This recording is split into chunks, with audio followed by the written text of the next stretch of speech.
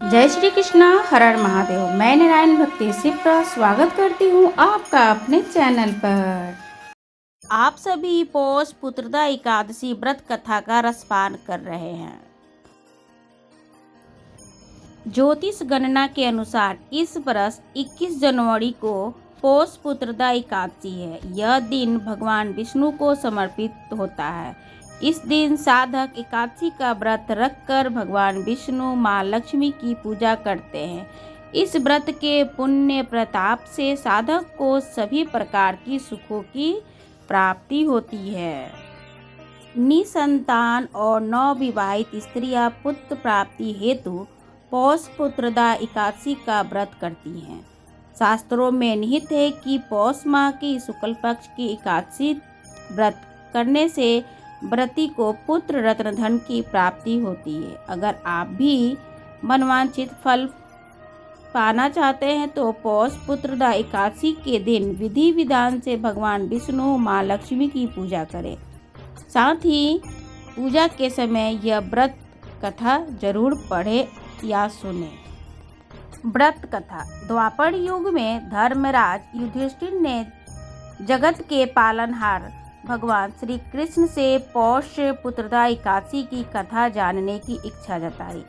उस समय भगवान श्री कृष्ण ने कहा, एकादशी का व्रत का अति विशेष महत्व है। इस व्रत की कथा का श्रवण करने से व्यक्ति के जीवन में सकारात्मक शक्ति का संचार होता है।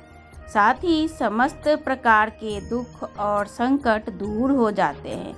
हे धर्मराज, भद्रावती नामक शहर में एक राजा सूतकेतुमान राजा राज करता था। वो बेहद ही दानवीर और कुशल शासक था।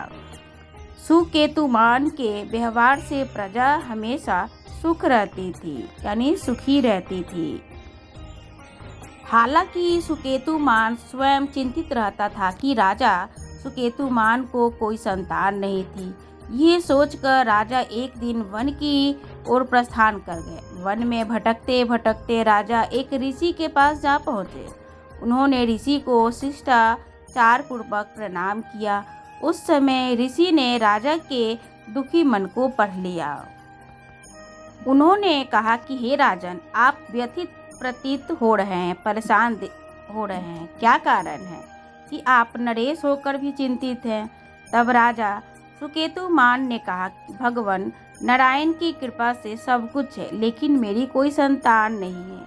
अगर आप पुत्र न हो तो मेरा पिंडदान कौन करेगा? कौन पूर्वजनों को तर्पण करेगा?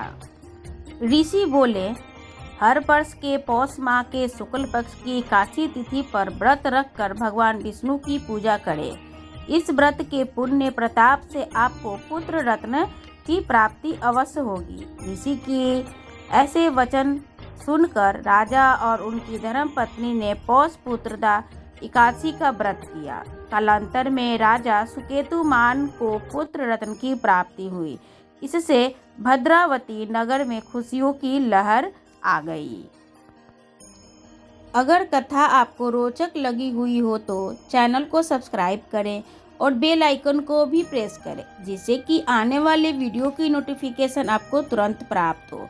इस तरीके की कहानी, वीडियो, उपाय को देखने के लिए हमारे चैनल को सब्सक्राइब जरूर करें। सभी सनातनियों से निवेदन है कि सभी सनातन धर्म के वीडियो को आप जरूर सपोर्ट करें, सहयोग करें, जिससे कि सनातन हमारा आगे हो। श्री शिवाय नमस्तुभ्यम। जय श्री राम। राधे राधे। जय श्री कृष्ण।